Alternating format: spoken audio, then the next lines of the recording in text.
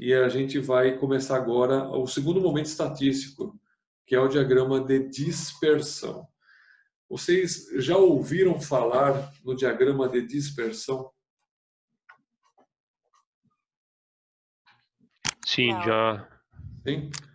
A Amanda usa Excel? Uso. Usa. Eu vou compartilhar uma tela do Excel, aí você vai ver onde que o diagrama de dispersão está lá.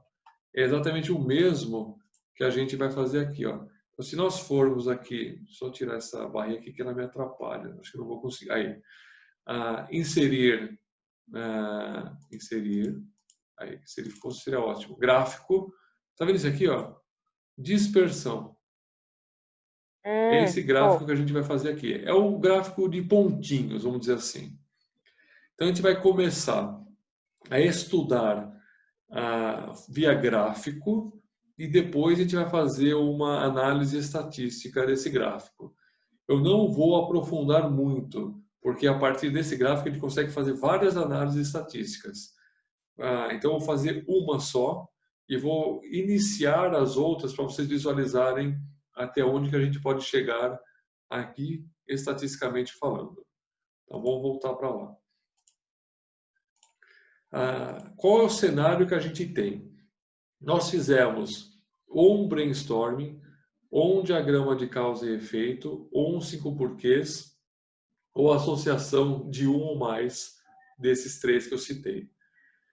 Independentemente do que foi feito, nós ainda estamos no âmbito da potencialidade das causas. Eu não consigo afirmar, exceto se eu já fiz, enquanto estava respondendo um 5 porquês, ou um brainstorming, ou um Ishikawa, a validação. Normalmente a gente não faz isso naquele momento. Não fazendo, a gente está no âmbito da potencialidade. O próximo passo é a gente fazer o seguinte: quais dessas causas realmente são as reais? Aí entra o conceito da validação. E é claro que nós desejamos que a gente consiga validar aquelas causas que nós dissemos ali, que eram potenciais até então. E a primeira forma que a gente tem, que é a única que a gente vai ver aqui, é com o diagrama de dispersão. Então, a gente vai fazer uma análise comparando aquela causa potencial com o problema, para ver se quando aquela causa está no processo, aquele problema ele acontece. É isso que a gente vai fazer aqui no diagrama de dispersão. É por esse motivo que a gente diz que é a etapa posterior da aplicação do que nós chamamos de ferramentas básicas de causa raiz. Brainstorming, Ishikawa e 5 porquês. E o nosso objetivo aqui é o seguinte: eu quero verificar se tem ou se não tem uma relação entre as causas que eu analisei lá. E se tiver essa relação, causa e efeito. Se tiver essa relação, eu quero saber qual é a intensidade da relação. Já já a gente vai descobrir o que é isso daí.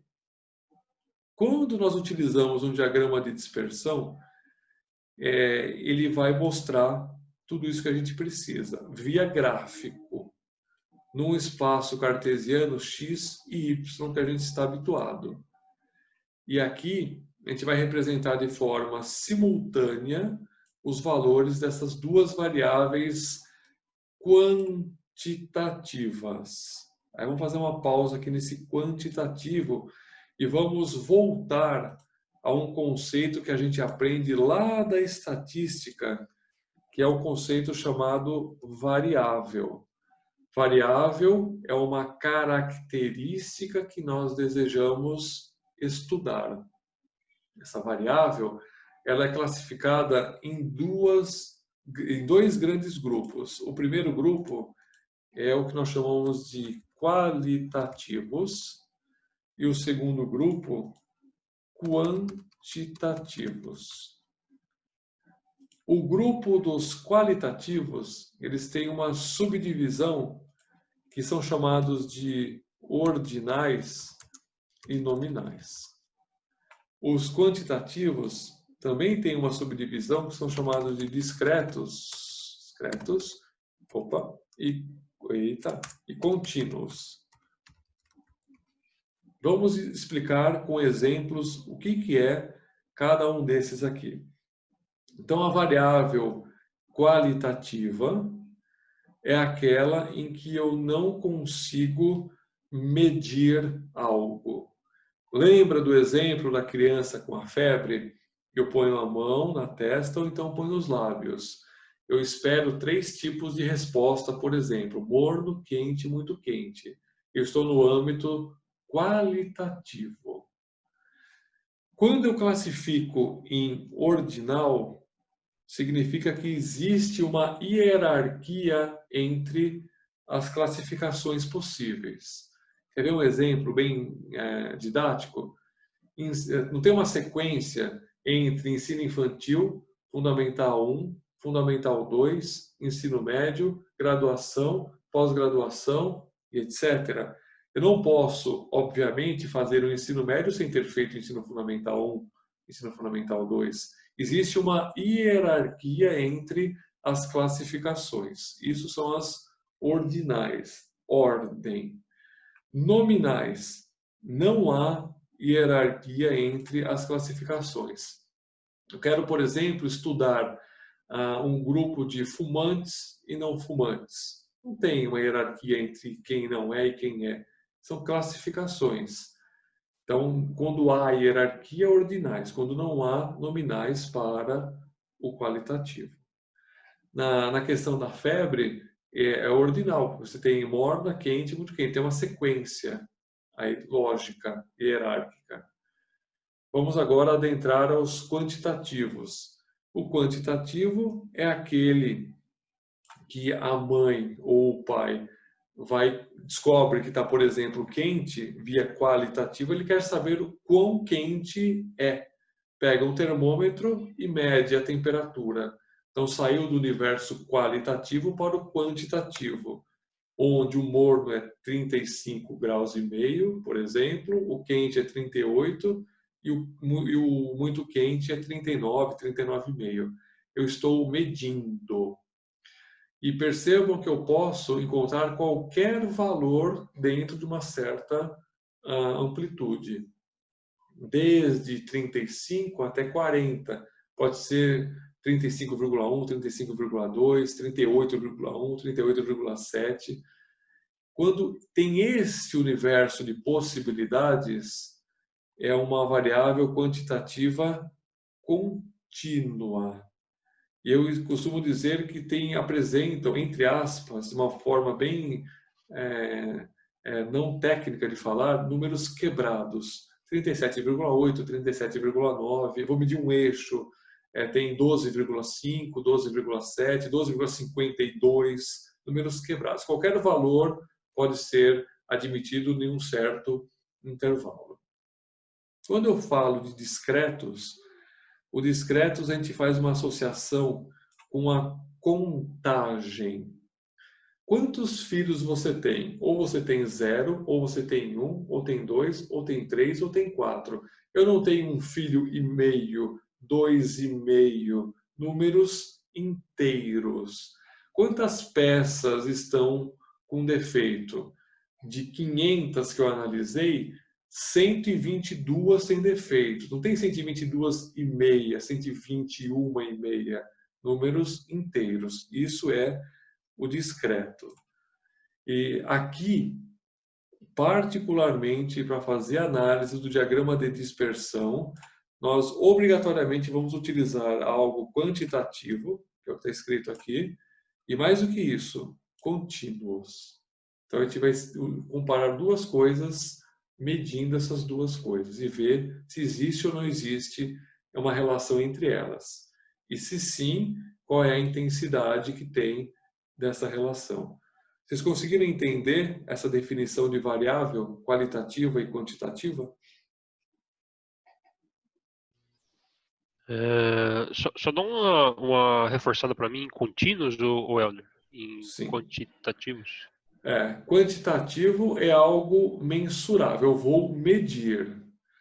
especificamente a contínua, eu vou medir e pode assumir qualquer valor em um determinado intervalo. Então, por exemplo, eu vou utilizar um micrômetro. Eu vou medir algumas peças dentro de uma faixa esperada, porque eu tenho uma especificação, vários valores podem ser admitidos ali. 20,53, 20,51, 20,48, números quebrados, entre aspas, vários valores dentro daquela faixa. Melhorou um pouquinho? Ok, melhorou. Tá? Discreto é contagem, bem associado à contagem. Quantas peças apresentam esse problema e por aí vai. Quando a gente for estudar na última aula de hoje, gráficos de controle, é que a gente não vai se aprofundar nele, a gente vai ver a parte bem superficial. Por isso que eu falo, brincando, que são 2,5 momentos de estatística, porque eu não aprofundo o gráfico de controle, eu deixo isso para o green e para o black. Aí a gente vai conseguir entender claramente a aplicação do discreto e do contínuo lá no black. No green, a gente consegue visualizar o contínuo sendo aplicado em gráfico de controle. A Amanda está aí ainda? Tô sim, tô só ouvindo. Tá. Conseguiu visualizar o que é esse qualitativo e esse quantitativo? Consegui sim. Tá. Então agora vamos aprofundar um pouquinho mais. Cadê? Aqui. Então aqui eu falo agora sobre, enfatizo, né, a parte de definição de variável. Então é uma característica ou um item de interesse que eu queira estudar de uma população ou de uma amostra. População é o todo e a amostra é parte do todo. Se vocês preferirem, vocês podem chamar de parâmetro, de posicionamento ou de condição. Duas variáveis, elas estão relacionadas se, quando eu faço a mudança em uma, essa mudança provoca mudança na outra. Vamos pegar um exemplo para a gente entender um pouquinho mais. Se vocês já fizeram o seguinte teste, será que a velocidade que um automóvel está trafegando na estrada tem a ver com o consumo de combustível? Quanto mais rápido eu estou, será que eu gasto mais combustível? Quanto mais devagar eu estou, será que eu gasto menos combustível? Vocês têm a resposta para isso? Sim. Eu não. O Adriano, Quanto mais rápido você tiver, o consumo vai ser proporcional àquilo, né? Isso. Então, quanto mais rápido você está, mais você gasta de combustível. Por esse motivo, se vocês estiverem em uma estrada e percebendo que está acabando o combustível e está buscando um posto, vai devagar. Se você for rápido, você não vai chegar no posto. Então, essa é a avaliação que a gente vai fazer aqui. Então, a gente vai fazer isso primeiro de forma gráfica, para verificar se uma coisa tem relação com a outra. Para a gente fazer isso, nós vamos recorrer ao auxílio de um conceito, que é o que a gente chama, depois a gente vai passar aqui no slide, mas já vou antecipar, que é o que a gente chama de variável independente e variável dependente. Vamos entender o que significa dependente. Escrevi certo? Dependente, acho que sim. Dependente. Quando eu estou fazendo análise desse exemplo de velocidade versus combustível, quem que eu estou querendo de resposta? Não é saber se gasta mais ou gasta menos combustível? Sim, consumo. O consumo. Se é o consumo, eu vou dizer que a variável dependente é o consumo, porque ela vai depender de quem? Da velocidade. E a variável independente eu vou chamar de velocidade. E graficamente a gente vai posicionar da seguinte forma. Vou fazer um gráfico onde no eixo X eu vou posicionar a variável independente, vou chamar de VI. E no eixo Y, eu vou posicionar a variável dependente. Vou traduzir um pouquinho mais para a gente conseguir visualizar. A variável independente eu vou chamar de entradas do processo. Melhorou um pouquinho mais agora? E a variável dependente eu vou chamar de métrica de processo, ou a saída. Só que ficou longe ali do eixo. Aí eu vou começar a fazer uma coleta pareada de dados. Lembra que eu falei? Nós precisamos coletar dados pareados. Quando eu insiro a entrada no processo, eu coleto automaticamente a saída. Por que eu faço isso? Porque eu quero colocar num gráfico como esse. Provavelmente lá naquele momento vocês não entenderam por que eu falei isso. Agora fica mais claro. Porque eu quero comprovar se existe ou não uma relação de causa e efeito entre essas duas variáveis. Conseguiram visualizar? Sim, esse Sim. exemplo é muito bacana. Sim? Vamos ver o que tem pela frente aqui nesse contexto. Quando eu vou utilizar um diagrama de dispersão? Quando eu desejo visualizar uma variável comparado com outra variável. E é claro, o que acontece com uma se eu alterar a outra. Nesse exemplo que eu fiz aqui, se eu aumentar, cadê eu aqui, ó?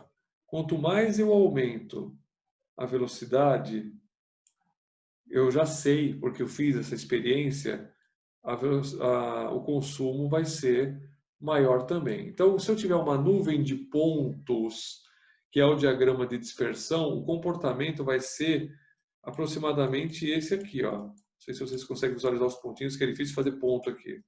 O tamanho do ponto faz de conta que é o mesmo, tá?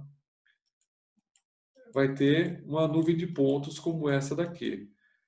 E essa nuvem de pontos, depois a gente vai ver que a gente pode associar uma reta a essa nuvem de pontos, que é uma reta média.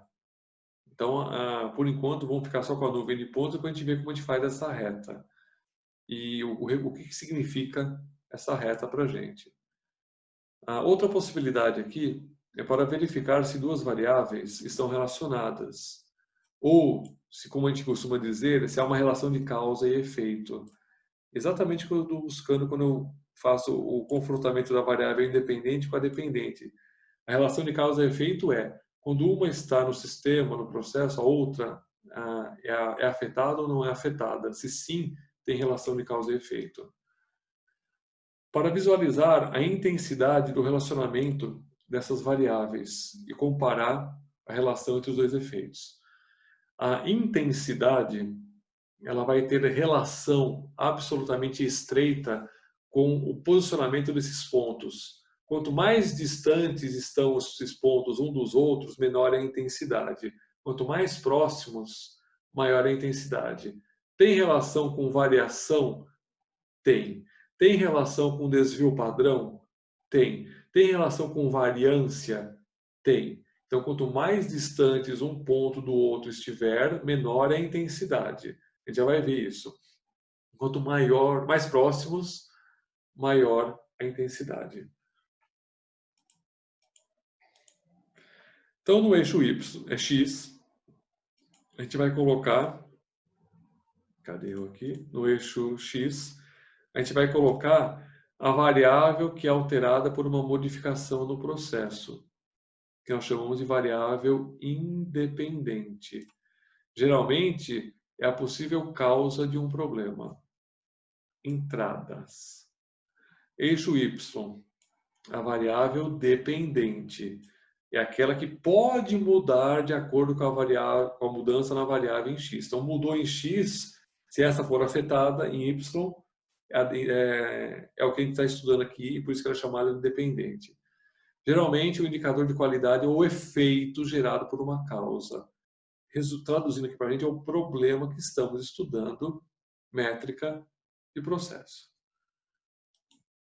Vamos pegar um exemplo para a gente entender como que a gente vai fazer primeiro, elaborar um gráfico de dispersão e segundo, analisar e interpretar esse gráfico. Tem uma empresa chamada Rumo Certo e ela quer avaliar o seguinte: será que quanto mais eu invisto em propaganda, eu tenho um maior número de vendas? O que ela fez? Ela fez a coleta pareada de dados. Quando ela investiu 30.000 unidades monetárias, ela teve um retorno de 430 milhões da mesma unidade monetária. Então, quando ela colocou 30 milhões, ela viu o resultado. Em outro momento, quando ela investiu 21.000 unidades monetárias, ela teve um retorno de 335 milhões em vendas. E num terceiro momento, ela investiu 35.000 e ela teve um retorno de 520 milhões. E fez algumas coletas, mais precisamente aqui, 3, 6, 9, 10 coletas pareadas. O que a gente vai fazer agora? Um gráfico de dispersão com esses dados coletados. E o gráfico, antes disso, qual que, na opinião de vocês, é a variável dependente e a variável independente nesse exemplo?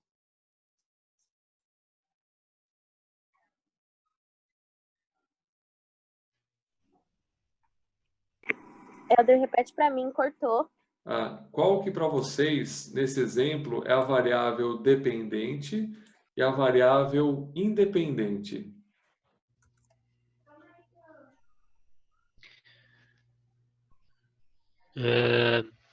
Tem um grilo, né? Eu tô em dúvida.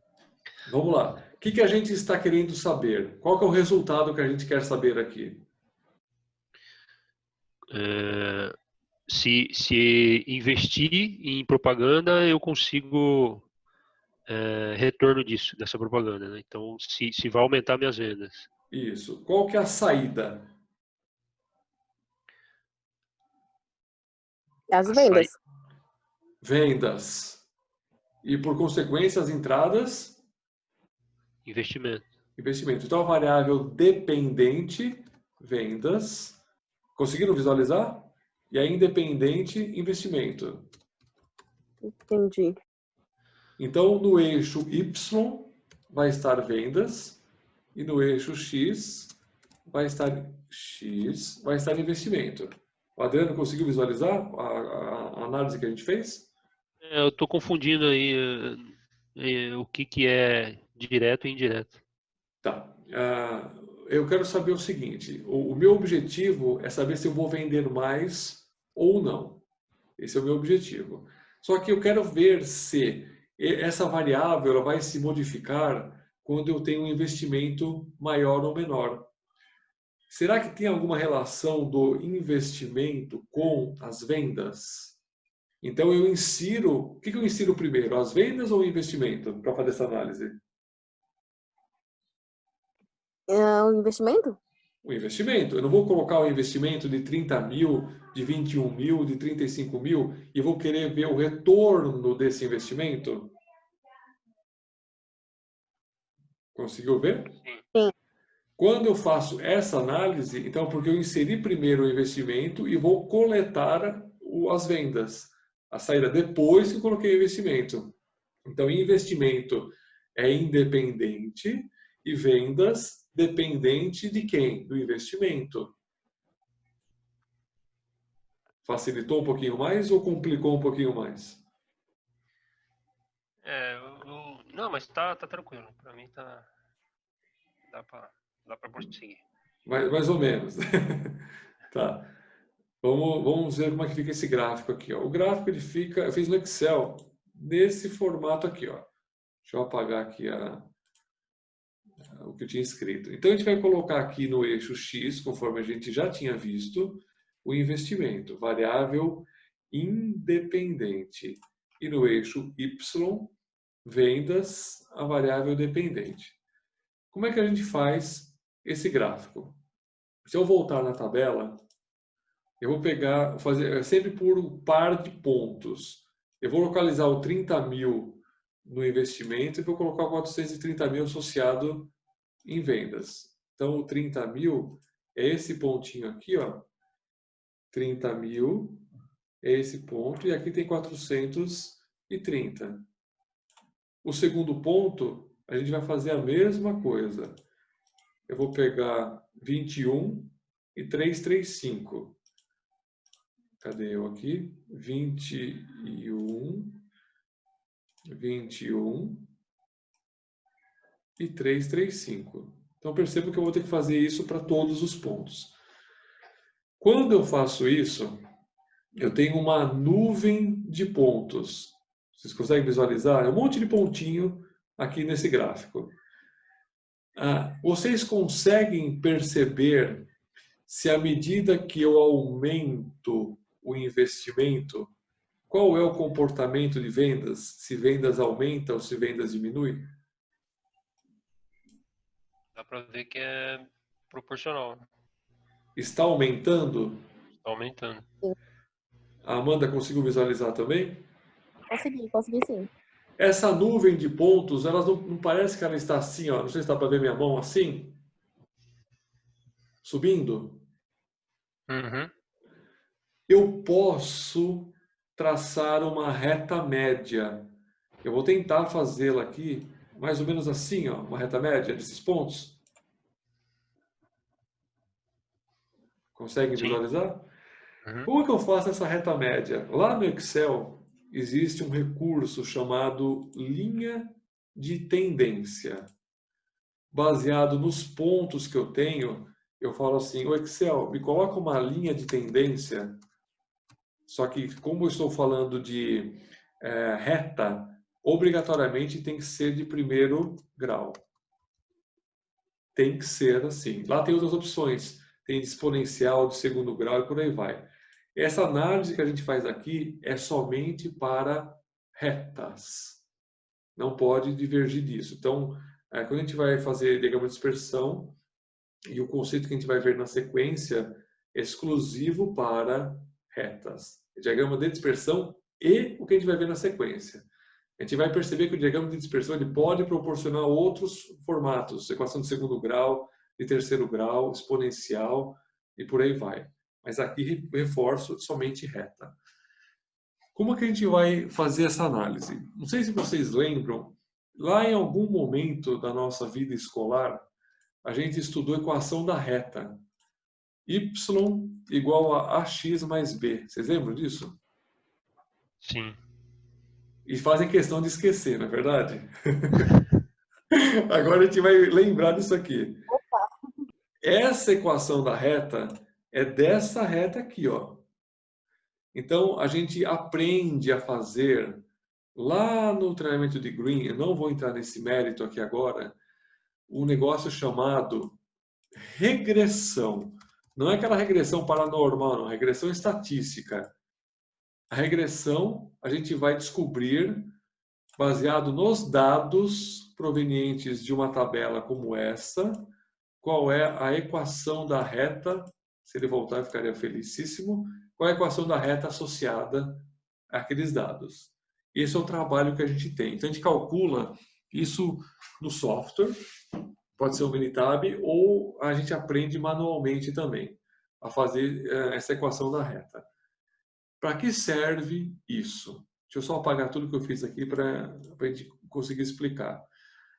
Os pontos que nós tínhamos até então naquela tabela, eles vão ceder o seu espaço para a reta. Então, eu não vou mais observar os pontos a partir de agora e vou observar a reta. Importante, como eu estou fazendo uma utilização de algo estatístico, claro que tem um erro envolvido nisso. É um erro que toda estatística tem, que normalmente a gente usa de 5% de erro. Como que eu sei disso? O primeiro caso é fácil. Atentem-se para 35 mil de investimento. Vamos voltar na tabela. Ele aparece em dois momentos, o 35 mil. Tentem localizar aqui na tabela, eu vou deixar essa reta aqui que depois eu vou usar. Olha o 35 mil aqui, ó. Esse momento, com esse resultado. E apareceu aqui de novo, ó, com outro resultado. Mas como?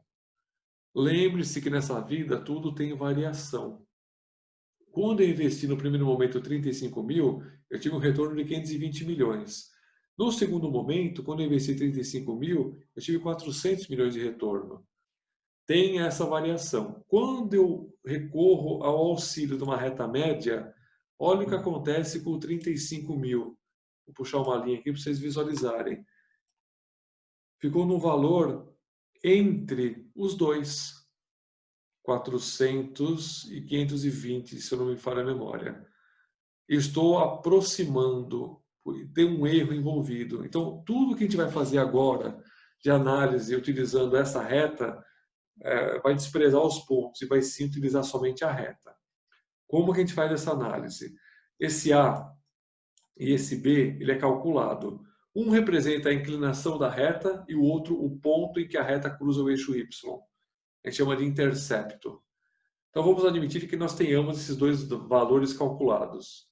E eu quero saber o seguinte: qual é o retorno que eu vou ter de vendas quando eu invisto 22,5 mil unidades monetárias? O que eu vou fazer? Eu vou pegar esse xzinho aqui e vou substituir pelo valor 22,5. Aí eu vou calcular 22, cadê eu aqui? 22,5. Eu vou calcular o Y correspondente e não vou ver graficamente. Poderia fazê-lo graficamente? Poderia. Venho aqui no 22,5, isso aqui eu vou ter um número aproximado. Vai ser por volta de 380 milhões, mais ou menos, sei lá. Quando eu utilizo a equação da reta, eu calculo exatamente qual vai ser o valor, estatisticamente falando. É isso que a gente vai fazer lá no treinamento de Green quando formos analisar a regressão. Onde a gente vai parar aqui no treinamento de Yellow? A gente quer verificar a intensidade. Lembra que a intensidade é outro ponto que a gente visualiza aqui? O que é essa intensidade? É a distância que esses pontos estão da reta média. Aqui, ó. Essa distância. Tem alguns que estão mais próximos, tem alguns que estão mais distantes. Eu quero saber se essa intensidade é adequada ou não é adequada. Traduzindo, se o erro que eu vou admitir é um pouquinho maior ou um pouquinho menor. Conseguindo visualizar o que a gente consegue fazer com aquela tabela de dados? Sim. Sim. Se assustaram? Pouquinho. No meu caso faz tempo que eu não vi isso aí. Então, buscando aqui a regressão Chico Xavier para.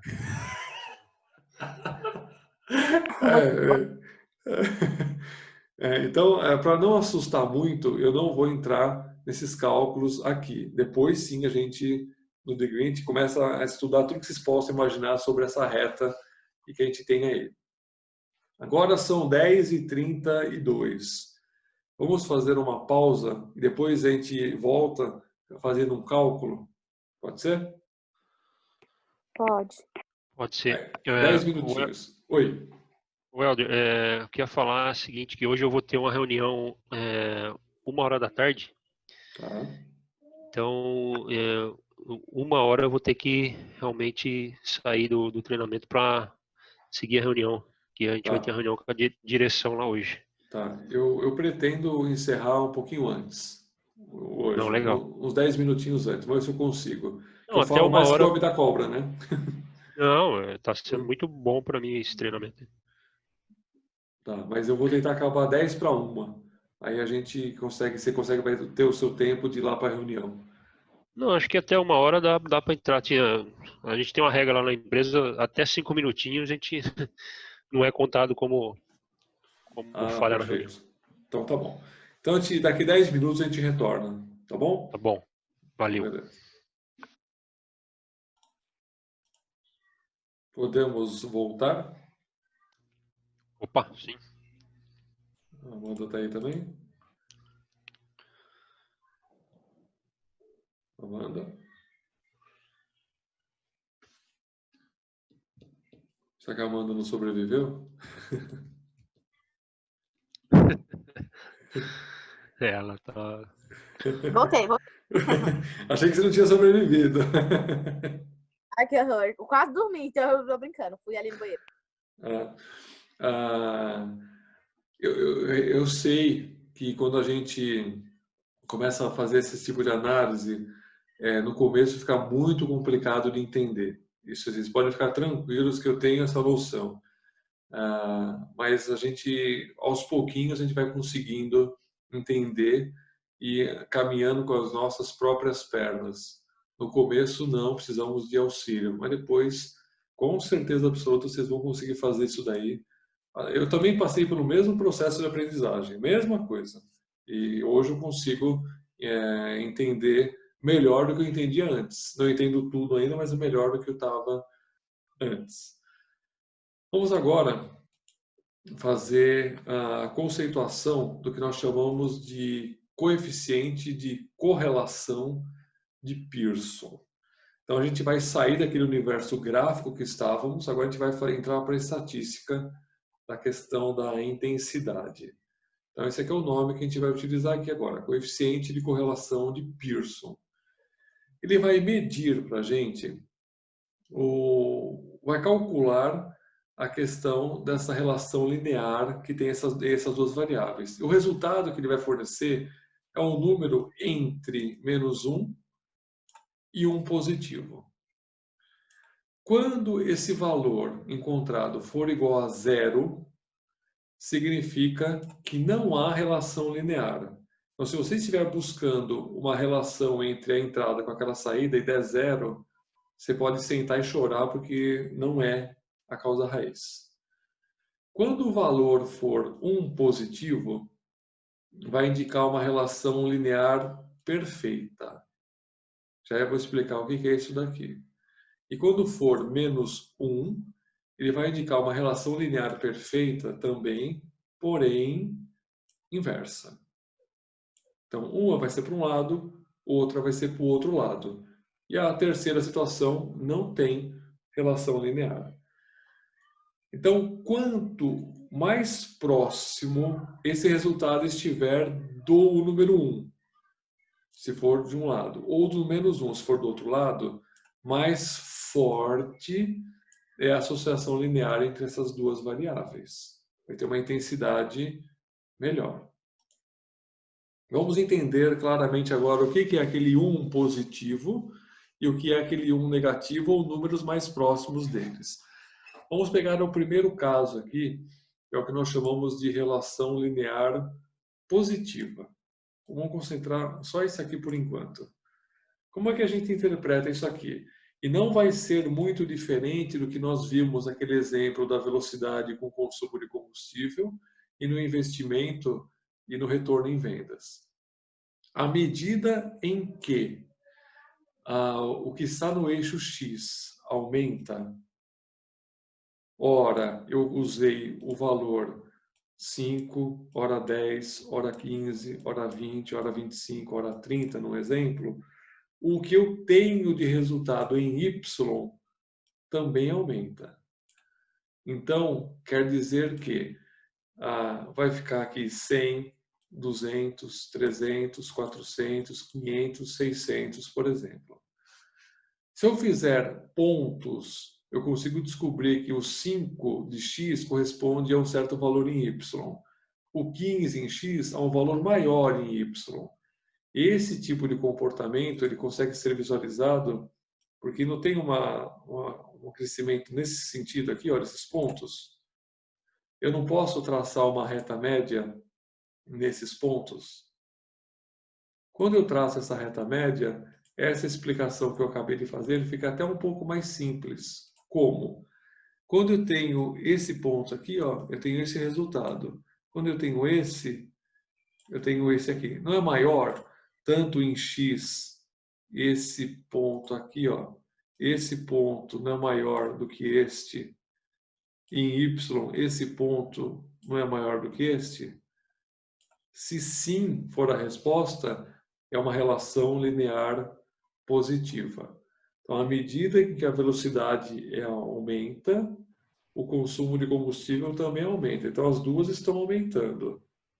E o comportamento dos dados sempre é uma reta crescente. Esse é a relação linear positiva. Quando ela vai ser igual a 1? quando todos os pontos, sem exceção, estiverem sobre a linha média. Como isso é uma situação absolutamente teórica, na prática a gente não vai ter isso, porque os processos eles variam. Então, quando a gente for coletar, a gente vai perceber que tem uma variação. Só que essa variação ela vai ser a menor possível e quando isso acontecer, ela vai tender para o número 1. Se ela for a maior possível, ela vai tender para o número 0. É isso que significa essa relação linear positiva. Conseguiram entender a relação linear positiva? Então, eu fiquei meio confusa ainda, o Helder. Vamos lá? Tô vendo muitos pontinhos, muitos pontinhos. Isso. Esses Então, assim, pontinhos... seria positiva porque ela tá crescendo. Isso. Isso. E esses A gente poderia chamar de proporcional linear e não proporcional a negativa, né? Linear positiva proporcional e a linear negativa desproporcional. Ou inversamente proporcional? Poderia. Poderia. Mas o termo técnico que a gente usa aqui é relação linear positiva. À medida que o x que está em x aumenta, em y aumenta também. É dessa forma que a gente chama aqui. Ou seja, a reta média ela é crescente. Por isso que tem esse nome de relação linear positiva. Melhorou um pouquinho? Piorou um pouquinho? É que eu acho que eu tô avançando as coisas, eu tô comparando já com as outras. Mas Não, essa calma. aqui. Eu tô Calma. pulando, tô. Vamos ver a segunda, para ver se a gente consegue entender a distinção entre a primeira e a segunda. Na segunda, o que acontece aqui? A relação linear negativa. À medida em que os dados de x aumenta, ele só vai aumentar em x, não tem outra opção. Os dados em y diminuem. Quando isso acontece, vai ter esse comportamento decrescente aqui. Essa nuvem de pontos vai ter esse comportamento aqui, ó. E eu posso traçar uma reta média que ela vai ficar nesse aspecto aqui assim, ó. Então, quanto mais eu aumento o x, o y diminui. Vocês têm algum exemplo disso?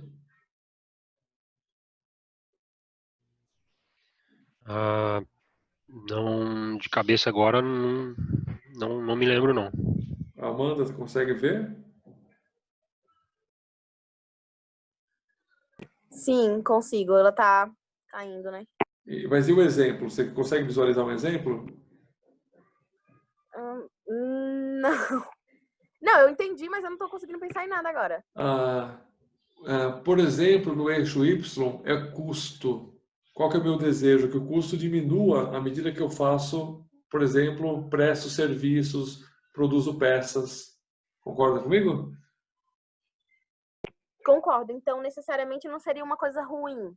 Não, muito pelo contrário. Depende do sentido que a gente está querendo a melhoria. Era isso que eu tava confusa, entendi. Então agora tá ótimo. Isso. E a gente pode Assim. usar positivas, né? Então, assim, diminuir custo, aí aumentar lucro na positiva, entendi. Obrigada. Isso. Então, por exemplo, se eu quiser estudar produtividade, quanto maior, melhor. É claro que nessa situação eu vou utilizar, que eu vou querer que tenha de resposta essa daqui, ó. Quando eu estou estudando refugos e trabalhos seleções, essa daqui. Eu quero que quanto menor, melhor. Conseguiram visualizar?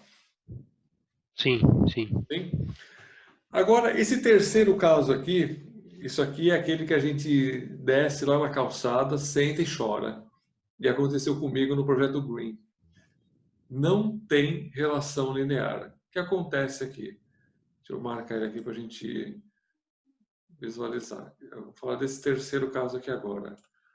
À medida em que eu aumento x, sabe Deus o comportamento de y.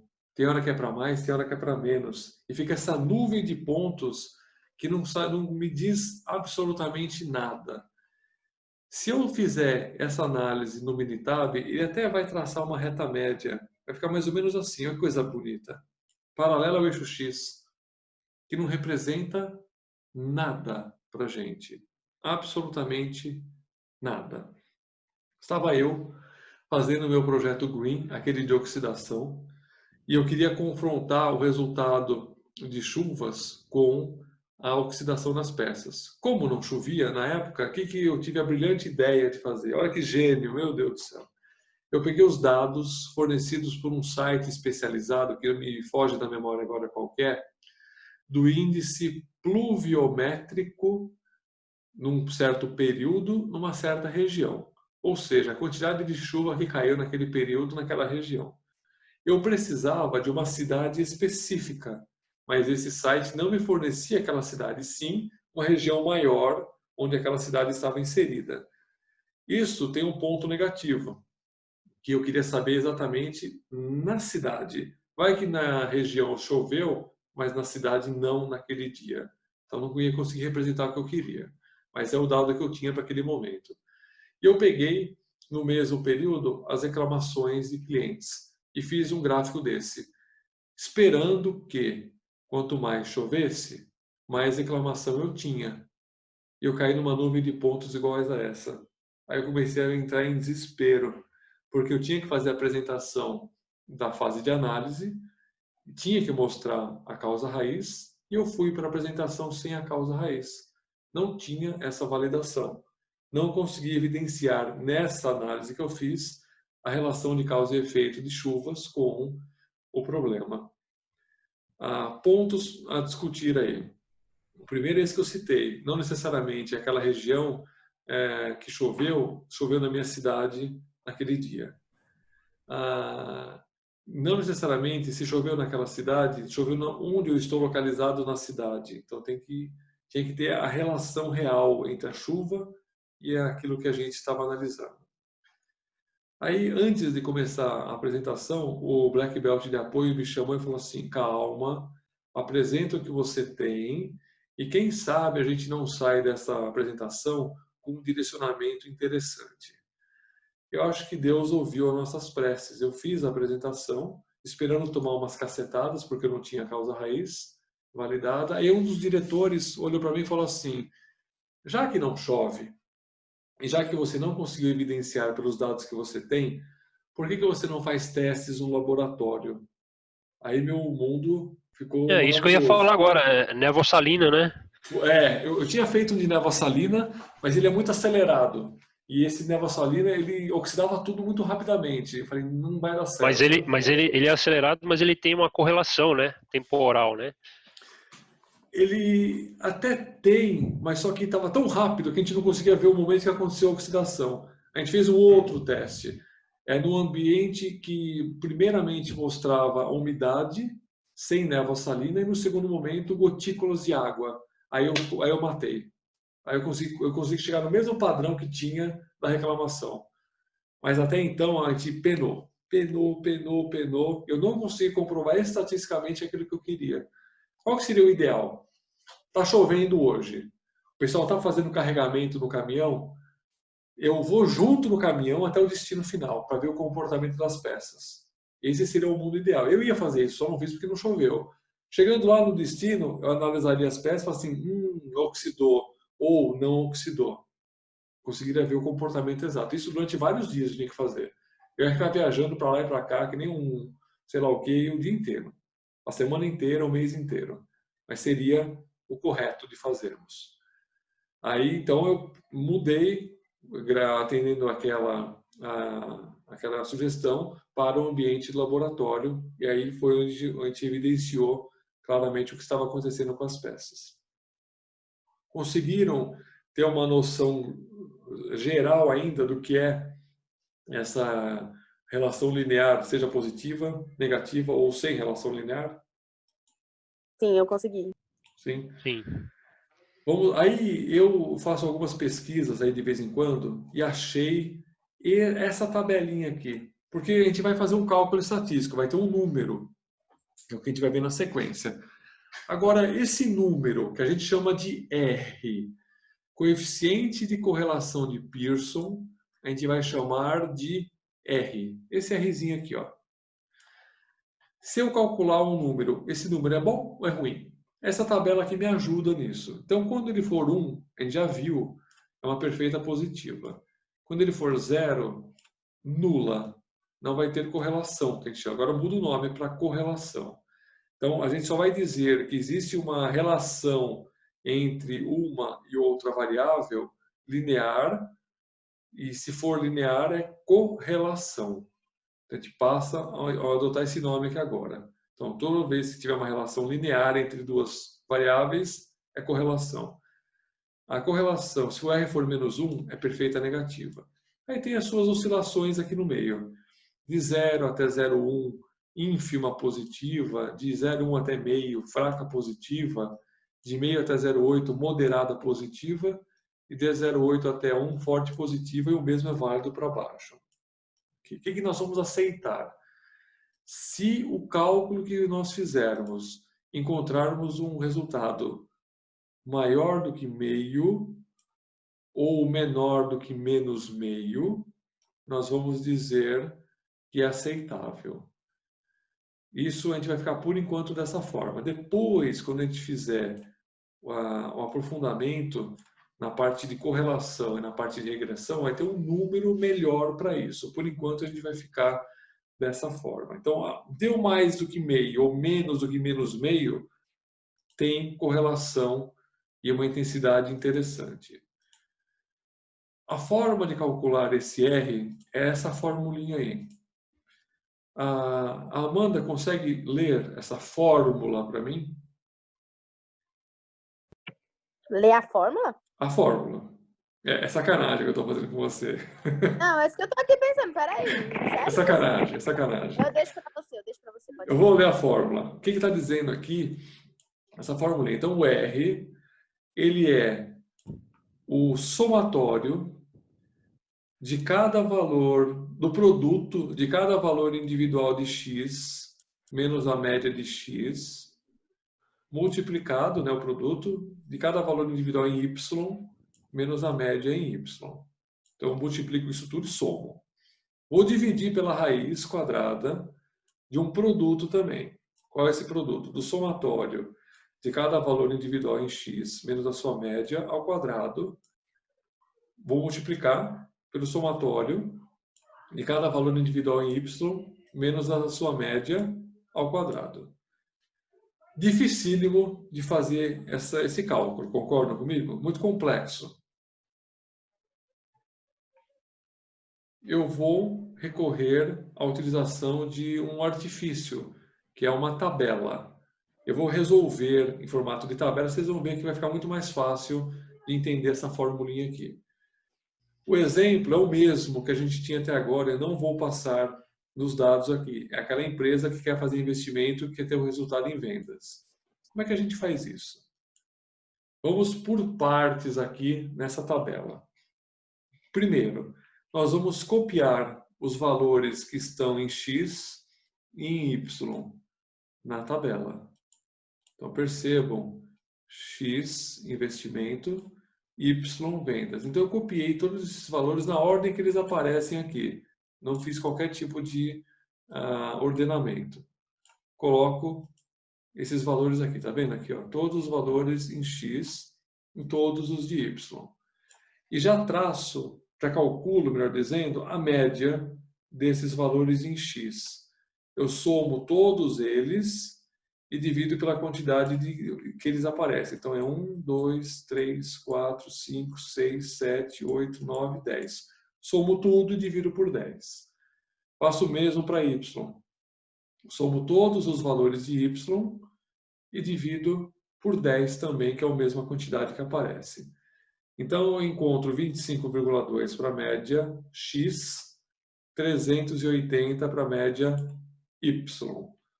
O próximo passo é fazer a diferença entre cada valor individual e a sua respectiva média em x. Deixa eu apagar aqui para a gente conseguir enxergar as coisas. O que eu vou fazer agora? Eu vou pegar linha a linha e vou fazer essa continha.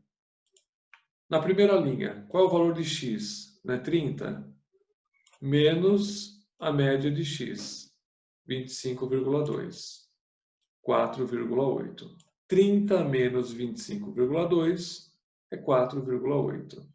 Na segunda linha, 21 menos a mesma média, 25,2, menos 4,2. Respeitem o sinal, que é importante para a gente aqui. E na terceira linha, 35 menos a mesma média, 25,2, que dá 9,8. E faço isso para os demais 7 valores, até eu totalizar os 10 que a gente tem. A quarta coluna, eu vou fazer a mesma coisa, só que para y. Agora eu vou observar esse cara aqui. Ó. Na primeira linha, 430 menos a média de y, 380, 50. Na segunda linha, 335 menos 380, que é a média, menos 45. 520 menos 380, que é a média, 140, e faço isso para os demais 7, totalizando os 10 que nós temos. Até aqui, conseguiram acompanhar? Sim. Sim? A Amanda também? Sim. Sim? É difícil. É. É que uso, não sei. A quinta coluna, eu vou fazer a multiplicação dessas duas colunas que eu acabei de preencher. Essa com essa. Deixa eu só limpar aqui para a gente conseguir visualizar. Então, o que a gente vai fazer aqui? Essa aqui, eu vou multiplicar 4,8 com 50, 240. Menos 4,2 com menos 45, 189. 9,8 vezes 140, 1.372. E faço isso para os demais 7 valores. Inclusive, pode encontrar valor negativo, como esse ficou. Menos 0,2 vezes 100 dá menos 20. E já faço a soma desses 10 valores aqui. Ó. Então, como tem um número negativo ali, você soma ele no meio. E respeitando o sinal, 12.915. Caso contrário, eu teria somado 20 e não subtraído do restante. Essa soma, ela representa toda essa parte do numerador que a gente tem aqui na fórmula. Não é mais fácil em formato de tabela do que fazer na fórmula? Sim. Bem mais fácil, né? Sim, voltando às aulas de estatística da faculdade. Né? Era exatamente isso que a gente fazia. A Amanda nem palavras tem para falar, né?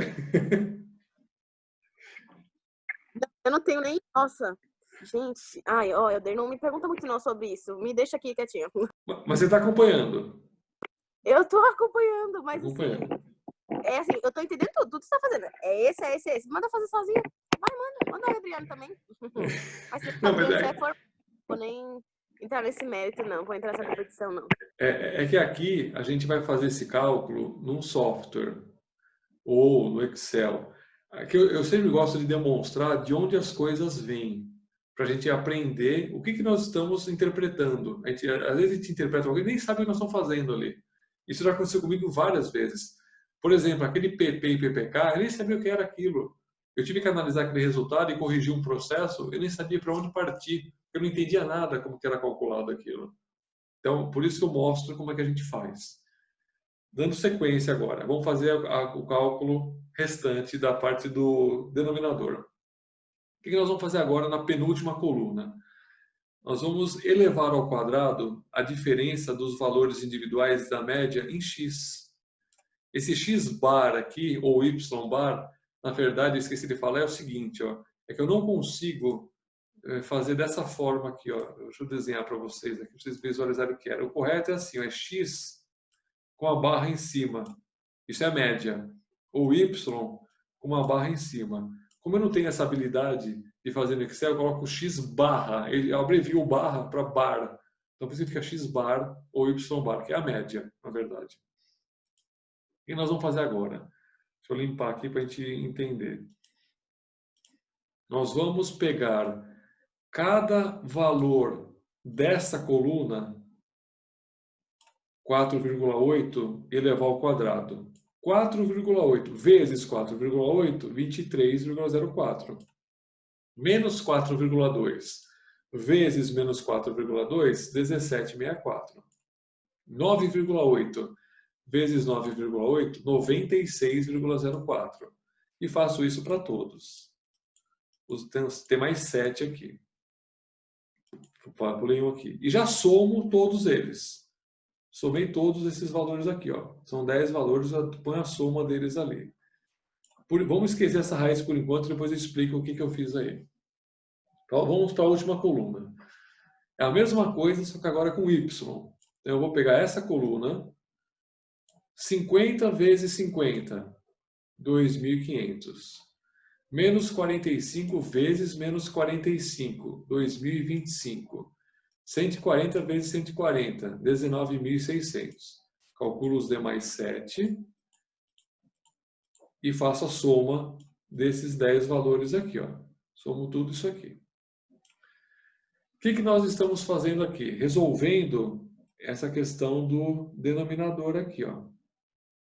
Por que eu tirei essa raiz de forma individual para cada soma de x e de y?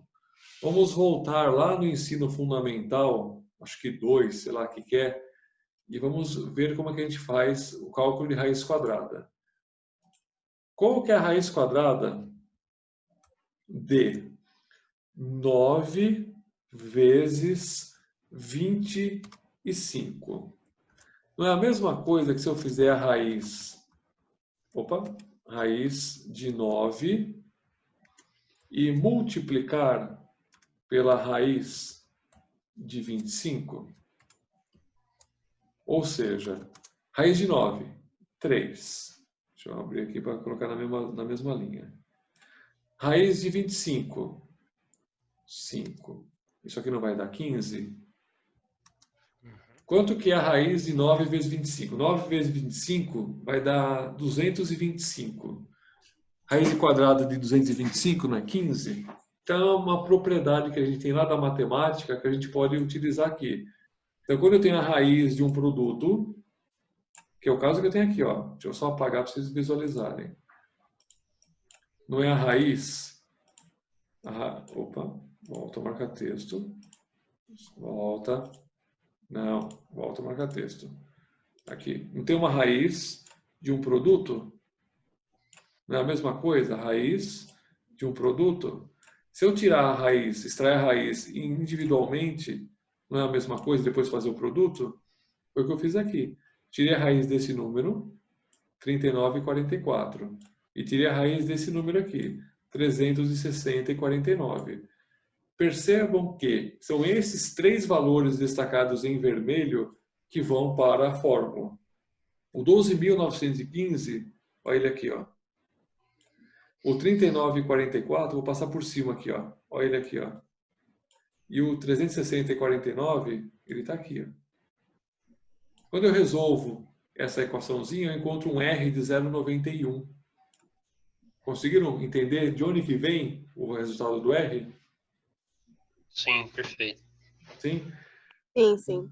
0,91 é um número bom ou não é tão bom assim? Aí vamos pegar uma tabelinha para a gente ver onde está localizado o 0,91.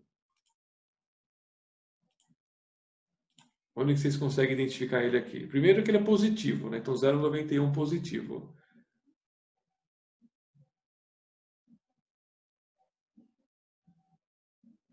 Está entre perfeita positiva e fortemente positiva. Ele 0,91 não está nesse intervalo aqui, ó, de 0,8 até 1? Isso. Então, ele é uma forte positiva. Traduzindo tudo que eu acabei de falar, vocês podem dizer lá para a empresa Rumo Certo que eles podem continuar investindo fazendo investimento em propaganda que vai ter resultado em vendas, porque a intensidade dessa correlação ela é forte e positiva. Conseguiram visualizar? Para responder que sim, meu Deus. Que sim, que sim, eu tenho que ter análise estatística para saber se acontece ou se não acontece aquilo. Eu estou evidenciando que sim. Eu acho que tem uma maneira mais fácil de fazer. Aí eu faço assim, quando eu estiver lá na empresa, aí eu mando mensagem para ela assim, Helder, calcula para mim. É a forma que a gente tem aqui de fazer. Repito, estamos ainda numa análise bem superficial estatística. Depois a gente aprofunda mais isso daí. Mas por enquanto, deu para visualizar? Sim, tranquilo. A Amanda vai dizer sim, não tranquila. Não, sim, não tranquilo. Tá. Importante. Vou compartilhar uma tela em branco aqui para vocês entenderem o que eu quero dizer aqui. Ó. Pode acontecer, em algumas situações, isso vai acontecer. Na hora que eu estiver fazendo um diagrama de dispersão, deixa eu ver se eu consigo posicionar ele aqui. Aqui, diagrama de dispersão, do comportamento ser diferente de uma reta. E pode acontecer, por exemplo, esse aqui, ó. Vou tentar fazer uma parábola aqui, tá? Tá vendo aqui a parábola? Quando acontecer isso, a gente sabe que não é uma equação de reta, e sim é uma equação de segundo grau. Lembra lá da matemática que a gente viu lá atrás, no ensino fundamental? Equação de segundo grau. Y tem x ao quadrado mais ax e por aí vai, mais b. Por aí vai, equação de segundo grau. Existe sim um comportamento entre, deixa eu pegar aqui, ó, um comportamento entre os resultados de x com os resultados, fica você aí, não, aqui, com o resultado de y. Eu consigo traçar um comportamento, percebam aqui, ó, tá brigando comigo aqui, mas a gente vai conseguir fazer. Tem um comportamento, tá vendo, ó, o comportamento? Só que esse comportamento, ele não é linear, ele é em formato de parábola, ele é em formato de equação do terceiro grau, ele é em formato de exponencial. Quando essa situação acontecer, nós não podemos dizer que tem correlação, porque a correlação ela é específica para relações lineares. Nessas situações, a gente vai dizer que tem relação de causa e efeito. Então, o formato que aparecer, se for diferente de reta, a gente vai dizer que tem relação de causa e efeito. Cadê eu aqui? Bom, aqui. Esse aqui. Em formato de reta, tem correlação. Deu para visualizar isso? Deu.